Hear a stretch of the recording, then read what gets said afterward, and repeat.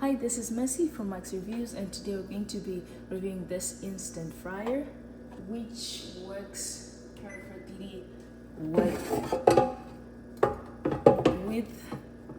the instant fryer fume and without. So you can always just put that and it works just fine.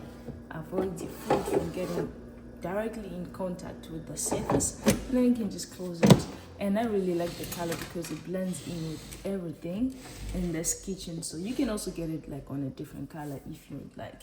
And if you press it here, it shows you all those features: the air fryer, roast time, cancel start, temperature, reheat, bake, which you can adjust your temperature. You can put the minutes you want to work. You can just put pretty much everything on the end. It is very easy.